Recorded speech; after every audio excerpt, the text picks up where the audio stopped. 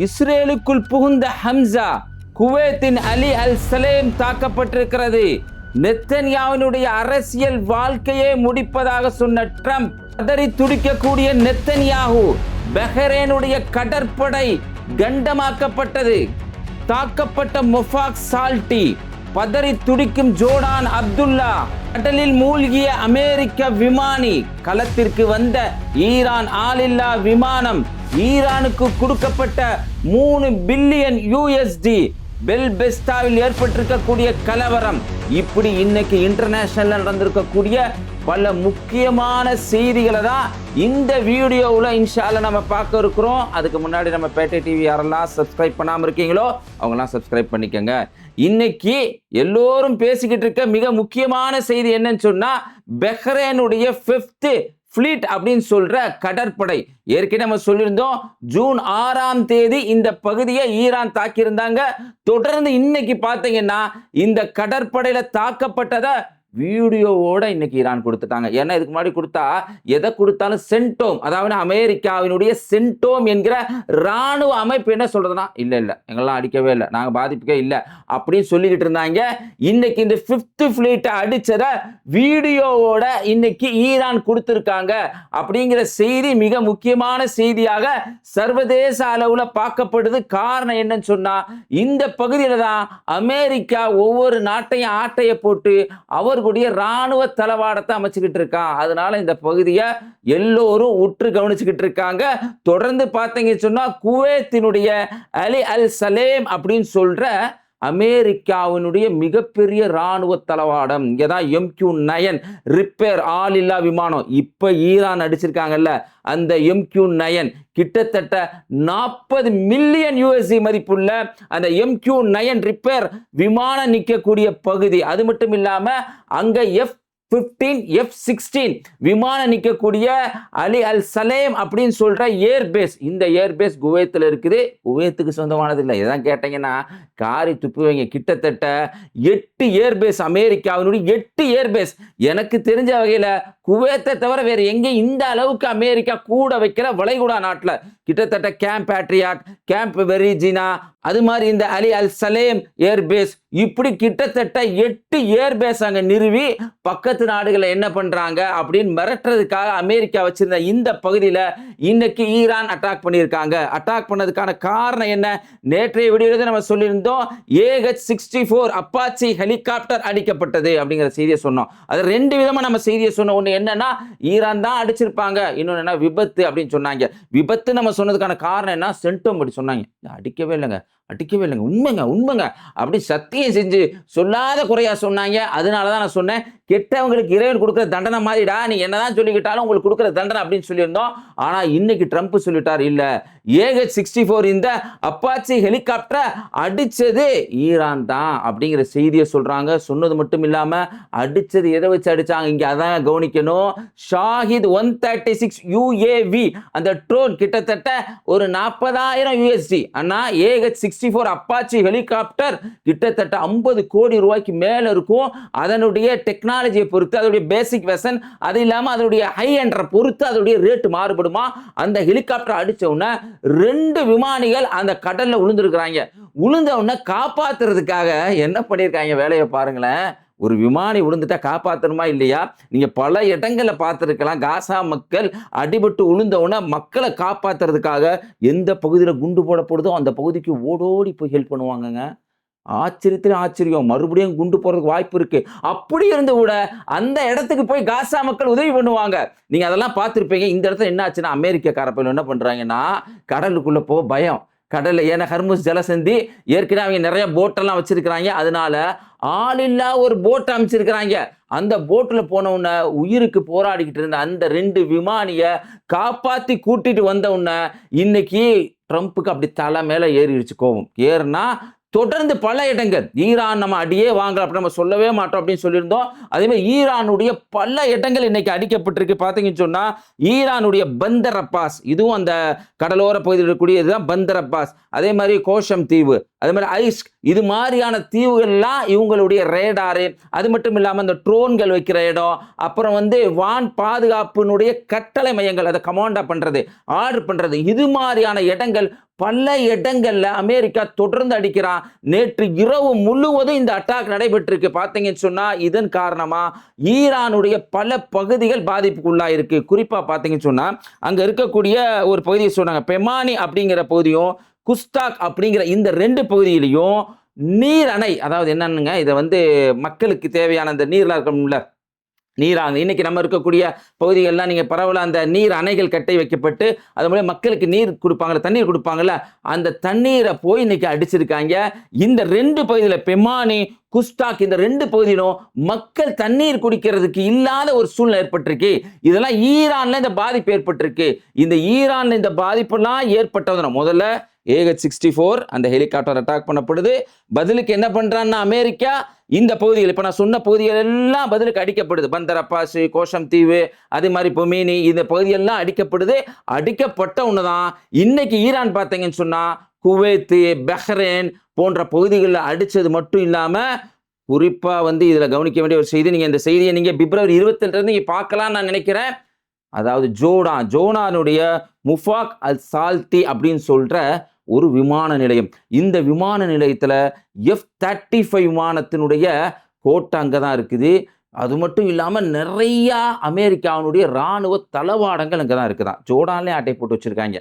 இதை முஃபாக் சால்டி அப்படிங்கிறது என்னன்னு கேட்டீங்கன்னா ஜோர்டானை காரி துப்புவீங்க. அதாவதுங்க 1966 நவம்பர் 13 வந்து ஒரு போர் நடக்குது. அந்த போர் ஜோர்டானுக்கும் பிளஸ் வந்து இஸ்ரேலுக்கும் நடக்குதுங்க. இந்த போர் எதுக்காக நடக்கப்பட்டுச்சுன்னா இஸ்ரேல் அத்துமீறி சாமுன் ஒரு போரை கொண்டு வந்து மேற்கு கரை, அதாவது மஸ்ஜிதுல் அக்ஸா இருக்கக்கூடிய அந்த மேற்கு கரையில அத்துமீறி நுழையிறப்ப 13 விமானங்கள்ல ஜோர்டான்ல இருந்து பல வீரர்கள் போறாங்க. முஃபாக் சால்தியும் அதுல போறாரு. அவர் தான் இன்னைக்கு நம்ம எப்படி காந்தியடிகளை போற்றமோ அது மாதிரி முஃபாக் அல் சால்டியை வந்து பெரும்பாலும் ஜோர்டானிய மக்கள் பாராட்டுவாங்க. இளம் போர் வீரர். அவருடைய பேர்ல தான் இந்த விமான நிலையம் 1981 உருவாக்கப்படுது. 1966 போறப்ப இஸ்ரேலுடைய விமானங்கள் சுட்டு வீழ்த்தப்படுறதுல அதுல அவர் வீர மரணம் அடைகிறாரு. அவருடைய நினைவாக 1981 இங்க இந்த விமான நிலையம் நிறுவப்படுது. இந்த 66க்கு முன்னாடி வரைக்கும் 62 போன்ற காலங்கள்லாம் ஹவாக் போன்ற ஆயுதங்களை இஸ்ரேலுக்கு வழங்கியது யாருன்னு பார்த்தா அமெரிக்கக்காரன் தான். நம்ம எல்லாருக்கும் தெரியும். அதாவது மறைமுகமா எப்படியோ ஜெர்மனி வழியா வந்து இஸ்ரேலுக்கு ஆயுதங்களை கொடுத்து அந்த 6 நாள் போர்ல இஸ்லாமிய நாடுகளை பெருமளவுக்கு பின்வாங்க வச்சது அமெரிக்கா தான். அந்த போர்ல இழந்து போனதுதான் முஃபாக் சால்தி. அவருடைய பேர்ல 1981 உருவாக்கப்பட்டது தான் அந்த விமான நிலையம். 2019 ஜோர்டான் கொண்டு போய் அமெரிக்கா கையில கொடுத்துட்டாங்க. கேள்விப்பட்டிருப்போமா இங்க?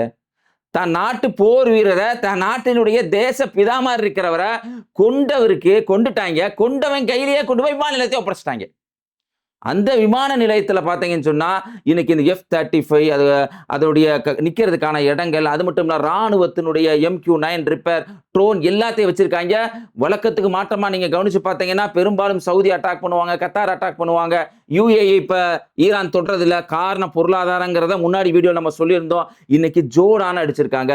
கிட்டத்தட்ட 3 பகுதிகள், பஹ்ரைன், குவைத், ஜோர்டான், இந்த 3 பகுதிகளையும் ஈரான் அடிச்சிருக்காங்கிறதும் சர்வதேச நியூஸ்ல மிக முக்கியமான நியூஸ்ங்க. அதே மாதிரி இன்னைக்கு MQ-9 ரிப்பேர் 35-40 மில்லியன் டாலர் உள்ள அந்த விமானத்தை, ஆளில்லா விமானத்தை ஈரானுக்குள்ள வரும்போது அதை கரெக்டா அடிச்சிருக்காங்க ஈரான். அதான் இந்த சமயத்தை இன்னொன்று கவனிக்கணும். ட்ரம்ப் என்ன சொன்னார்? எல்லாத்தையும் அடிச்சிட்டோம், அவங்களுக்கு நேவி கிடையாது, ஏர்ஃபோர்ஸ் கிடையாது, எதுவுமே கிடையாது, நாங்கள்ல அடிச்சு இன்னைக்கு அவங்களுடைய நியூஸ் சேனல் மெஹர் இதை போட்டு காட்டுறாங்க, நாங்கள் எவ்வளோ வலிமையா இருக்கோன்னு பார்த்துக்க அப்படின்னு சொல்லியிருக்காங்க ஈரான். அதே சமயம் ஈரானுக்குள்ள பாதிப்பும் ஆயிருக்கு அப்படிங்கிறதையும் நம்ம புரிஞ்சுக்கணும். இன்டர்நேஷனல் நியூஸ்ல இன்னொரு முக்கியமான செய்தி என்னன்னு சொன்னா, நெத்தன்யாவுக்கும் ட்ரம்ப்புக்கும் மத்தியில் போற சண்டை. போன வீடியோல நம்ம சொல்லியிருந்தோம், அரசியல் வாழ்க்கையை காலி பண்ணிடுவேண்டா அப்படின்னு ட்ரம்ப் பேசியிருந்தா அப்படின்னு சொன்னோம்.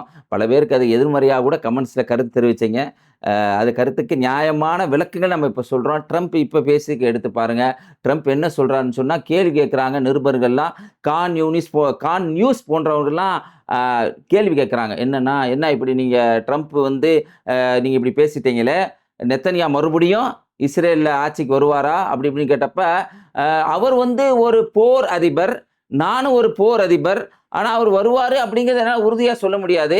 வர்றதுக்கான வாய்ப்பு இருக்கு, ஆனா நிக்க மாட்டார்ல, வயசாயிட்டார்ல அப்படிங்கிற மாதிரி அந்த பேச்சுல ஒரு உறுதிப்பாடு இல்லாம, இவங்களுக்கு மத்தியில் இந்த சண்டை உண்மைதான், இவரை நீக்கிறதுக்கான வேலையை ட்ரம்ப் ஈடுபட்டுக்கிட்டு இருக்காரு அப்படிங்கிற ஒரு செய்தியை நியூஸ் சேனல்ஸ்க்கு பேட்டி கொடுக்கிறப்ப ட்ரம்ப் சொல்லியிருக்கிறாரு. இதுக்கான காரணமே என்னன்னு சொன்னா லெபனானை தாக்குனதுதான் முதன்மையான காரணம் அப்படிங்கிறதையும் நீங்க தெரிஞ்சுக்கங்க. அதே மாதிரி இன்னொரு செய்தி என்னன்னு சொன்னா, பெல்பாஸ்டில் நடக்கக்கூடிய கலவரம், அதாவது பிரிட்டன் நடந்திருக்கக்கூடிய ஒரு கலவரங்க. கலவரத்துடைய பின்னணி என்னன்னா, கடந்த தினத்துல ஒரு சோமாலியா நாட்டத்தை சேர்ந்தவர் ஒருத்தர் என்ன பண்றாருன்னு சொன்னா, ஒருத்தவரை அடிச்சு ரத்த காயத்தை உண்டாக்குறான் அவன். சோமாலியா நாட்டை சார்ந்தவன். அத ஒரு வீடியோவும் எடுக்கப்பட்டது. அந்த வீடியோ வைரல் வீடியோவா மாறிடுச்சு. தாக்கப்பட்டவர் யாருன்னு சொன்னா, வெளிப்படையா சொல்றதா இருந்தா ஒரு வெள்ளை நிறத்தவர். அடிச்சவர் யாருன்னா கருப்பு நிறத்தவர். கண்டிப்பா அது தவறு. அது ஒரு காலமும் அங்கீகரிக்க முடியாது. ஆளாள் கத்தியை தூக்குனானா, ஆளாளுக்கு துப்பாக்கியை தூக்குனானா, எந்த நாடா இருந்தாலும் என்னங்க நடக்கும்? அது மக்கள் தான் இறந்து போவாங்க. இது வீடியோ ஆக்கப்படுது. அவருடைய தலை துண்டிக்கப்பட்டதா செய்தி பரப்பப்படுது. ஆனா தலை துண்டிக்கப்படல. ஆனா தலையை துண்டிச்சிருவேன் அப்படின்னு தான் அவன் காட்டினான். அவர் பாதிப்புக்குள்ளாகிறாரு. பாதிப்புக்குள்ளான ஒரு அயர்லாந்தை சேர்ந்தவர். ஆனா இறந்து போகல. இவர் கைது செய்யப்படுறார். கைது செய்யப்பட்டவன மிகப்பெரிய அளவுக்கு பிரிட்டன்ல ஆர்ப்பாட்டம் நடக்குது. மிகப்பெரிய அளவுக்கு அங்க கலவரங்கள் ஏற்படுது. குடியேற்றவாசிகள் வெளியூர்ல இருந்து வந்திருப்பாங்கல்ல, அவருடைய வீடுகள்லாம் தீக்கிரையாக்கப்படுது. அவங்கெல்லாம் தாக்கப்படுறாங்க. இன்னைக்கு ஒரு சம்பவம் நடந்த உடனே சம்பவத்துக்காக சட்ட ரீதியா நடவடிக்கை எடுக்காம அங்க சிறுபான்மையா இருக்கக்கூடிய மக்களுக்கு எதிராக தாக்குதல் நடத்தப்படுது. அவங்களை தேடி தேடி அவங்க பயன்படுத்தக்கூடிய வாகனங்கள்லாம் எரிக்கப்படக்கூடிய ஒரு நிலை ஏற்பட்டிருக்கு. இதை ஒரு காலமும் நம்ம அங்கீகரிக்க முடியாது. நிச்சயமா எவன் தவறு செஞ்சானா அவனுக்கு அந்த நாட்டின் சட்டப்பிரகாரம் தூக்கு தண்டனையா இருந்தாலும் கொடுக்கலாம். அது எவனா இருந்தாலும் சரி, முஸ்லீமா இருந்தாலும் போடு, தப்பே கிடையாது. தவறு செஞ்சாலும் கொடு, அப்படித்தான் இஸ்லாமுக்கு சொல்லி தந்திருக்கு. ஆனா அதை தாண்டி பொதுமக்களை, சிறுவர்களை, பயன்படுத்தக்கூடிய வாகனங்களை இது மாதிரி அத்துமீறி நடப்பது தவறு அப்படிங்கிறத நம்ம புரிஞ்சுக்கணும். பெல்பாஸ்டில் நடந்திருக்கக்கூடிய இந்த விஷயம் என்பது சாதாரணமான ஒரு விஷயத்தை அங்க இருக்கக்கூடிய தீவிர ஆதிக்க சிந்தனை பிடிச்சவங்க அடுத்த கட்டத்துக்கு கொண்டு போயிருக்காங்க அப்படிங்கிறதும் நம்ம தெரிஞ்சுக்க வேண்டிய செய்திகள்ல ஒன்று. வீடியோடைய ஒவ்வொரு கடைசி பகுதியிலும் காசா மக்களுடைய கண்ணீர் கதையை சொல்லிக்கிட்டு வர்றோம். மிக முக்கியமான செய்திகள்லாம் இதுவும் ஒண்ணுங்க. தாயே இல்லாம தாயான மஹா அல் ருபாயி அப்படின்னு சொல்ற 56 வயசு மதிக்கத்தக்க ஒருத்தவங்களுடைய செய்தியுடைய விஷயம் என்னன்னா, அதாவது 2025 செப்டம்பர் 4ஆம் தேதி ஒரு டென்ட்டில் குண்டு போடப்படுது. அங்கே இருந்த உமர், டயானா 2 பேர். டயானா 9 மாத கர்ப்பிணி. குண்டு போடப்பட்ட இடத்துல உமர் ஆன் தி ஸ்பாட்டில் இறந்து போகிறாரு. டயானா 9 மாத கர்ப்பிணி தூக்கிட்டு போகிறப்ப ஹாஸ்பிட்டலில் போய்கிட்டே இருக்கிறதுக்கு முன்னாடியே, அந்த ஹாஸ்பிட்டலுக்கு உள்ளே நுழைறதுக்கு முன்னாடியே அவங்க இறந்து போகிறாங்க. இன்னா லில்லாஹி வ இன்னா இலைஹி ராஜிஊன். வயிற்றுல குழந்தை. உறவினர்கள், இந்த டயானாங்கிற இந்த பெண்ணுடைய உறவினர்கள்லாம் எப்படியோ அந்த குழந்தையாவது வெளியில் எடுத்துருங்க அப்படின்னு சொல்லி அவங்க மருத்துவர்களுக்கு கோரிக்கை வைக்கிறாங்க. ஹாஸ்பிட்டலுடைய உள்ளே போய் சிகிச்சை பண்ண முடியாத நிலை, ஆப்ரேஷன் பண்ண முடியாத நிலை, வெளியில் அந்த வறண்டால வச்சு தடுப்புகள் அமைச்சு அந்த இடத்துலையே சிசரின் பண்ணுறாங்க டாக்டர்ஸ்லாம். ஒரு குழந்தை பிறக்குது. அந்த இடத்துக்கு மகா வர்றாங்க. மஹால் ரூபியா, 56 வயசான மஹால் ரூபியா செய்தியை சொல்லி அவங்க அந்த இடத்துல இருந்து ஆரம்பிக்கிறாங்க. அவங்க சொல்கிறாங்க, இறந்து போன உமர், இந்த டயானா யார் தெரியுமா, எப்படி தெரியுமா வாழ்ந்தாங்க அப்படின்னு சொல்கிறாங்க. இவங்களுடைய வாழ்க்கையை சொல்லும்போது, மார்ச் 18, 2024 நோம்புடைய காலத்தில் வீட்டில் அவங்க நோன்பு திறப்பதுக்காக சாப்பாடு தயார் பண்ணிக்கிட்டு இருந்தாங்க. அந்த சமயத்தை இஸ்ரேல் குண்டு போட்டான். குண்டு போட்டவுடனே இந்த தம்பதிக்கு சேர்ந்து பிறந்த 3 குழந்தைகள், திமா 8 வயசு, 6 வயசுல அனசு, முகமது 3 வயசு. இவங்க 3 பேரும் ஆந்தி ஸ்பாட்டில் இறந்து போகிறாங்க. உமர், இப்போ இறந்து போன உமர், நிறை மாத கர்ப்பிணி அந்த டயானா மேலே ஓடி ஓடி பார்க்குறாங்க. குழந்தைகள் அப்படியே செதஞ்சு போய் கிடக்குது. மன வருத்தம், வேதனை, சங்கட்டம் தாங்க முடியாத நிலை. 2 பேரும் பேசி நம்ம அடுத்த குழந்தைய பத்துக்கலாம் அப்படின்னு முயற்சி செய்கிறாங்க. அவங்க கருவு விடுறாங்க. அந்த சமயத்தில் இந்த 3 குழந்தைகளுடைய, பழைய குழந்தைகளுடைய நினைவு வேறு. கருத்தரிக்கிறாங்க. கருத்தரிச்ச நிலையில் தான் இந்த சம்பவம் செப்டம்பர் 2025 சம்பவம் நடக்குது. குண்டு போட்டு எல்லாரும் இறந்துடுறாங்க. அந்த சமயத்தில் ஒரு பையன் பிறக்கிறான்.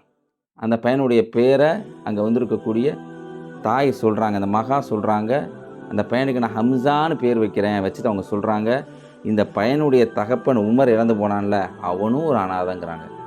அடுத்த ஃப்ளாஷ்பேக் அவங்க சொல்கிறாங்க, இவருடைய தந்தை உமருடைய தந்தை பேர் சொல்லாமல் சொல்கிறாங்க. அவர் 2008 இஸ்ரேல் கூட நடந்த சண்டையில் இஸ்ரேல் 2008 உமருடைய தந்தையை கொண்டுட்டாங்க. அதுக்கப்புறம் உமரை 15 வயசுலையும் அவருடைய சகோதரர்கள் சில பேரையும் நானும் மகாவும் அவங்களுடைய தங்கச்சி ஹூரி அவங்களும் நாங்கள் வளர்க்குறதுக்காக எடுத்துக்கிட்டோம். அனாதையாக இருந்த குழந்தையெல்லாம் பராமரிக்கிறதுக்காக வளர்க்குறதுக்காக எடுத்துக்கிட்டோம். இப்படி வளர்ந்து வர்ற சூழ்நிலை தான் நான் உமருக்கு டயானான்னு கல்யாணம் பண்ணி வச்சேன். 3 குழந்தைகள் கொல்லப்படுது. அதுக்கப்புறம் டயானாட்ட பேசி அந்த பையன் குழந்தை பெற்றுக்கிறதுக்காக கருத்தரிக்கிறான். அந்த மனைவி கருத்தரிக்கிறாங்க. கருத்தரித்த உடனே இப்போ அந்த பையனும் கொல்லப்பட்டிருக்கான். இன்றைக்கி இந்த குழந்தை ஹம்சாங்கிற குழந்தை, இந்த குழந்தைய நான் பராமரிக்க போகிறேன். அவங்க தங்கச்சி ஹூரி பக்கத்தில் இருக்காங்க. எப்படி நம்ம உமரை வளர்த்தமோ, இவங்களுடைய அப்பனை அந்த தகப்பன் அவன் எப்படி வளர்த்தமோ அது மாதிரி இவனையும் நம்ம வளர்க்க போகிறோம். அதுக்கப்புறம் மகா சொல்கிறாங்க, ஹம்சா குறை மாதத்தில் பிறந்தனால நரம்பியல் ப்ராப்ளம் வந்து அந்த பையனுக்கு ஃபிக்ஸ் வரும். தெருக்கில் 56 வயசில் அந்த சின்ன குழந்தை, இந்த ஃபோட்டோவை பாருங்கள், தூக்கிக்கிட்டு தெருவெல்லாம் நடக்க முடியாத தெரு, இஸ்ரேல் ஸ்னைப்பர் ஷாட் வச்சு சுடுற தெருவில் நடந்துன்னா அந்த பையனுக்கு ட்ரீட்மெண்ட் பண்ணேன். ஒவ்வொரு நாளும் இரவு அந்த பையன் தூங்குறதுல விழிச்சிருந்தா அந்த பையனுக்காக நான் எல்லா வேலையும் செய்வேன். பகலில் தூங்கலாம் நான் போவேன் அப்படிங்கிறத அவங்க சொல்கிறாங்க. இந்த செய்தியில் அவங்க சொல்கிறாங்க, அவங்க தங்கச்சி ஹூரி சொல்கிறாங்க. இப்படி மகா பண்ணுவா. நைட்டெல்லாம் முழிச்சிருந்து ஹம்சாவை அந்த குழந்தைய பார்த்துக்குவா.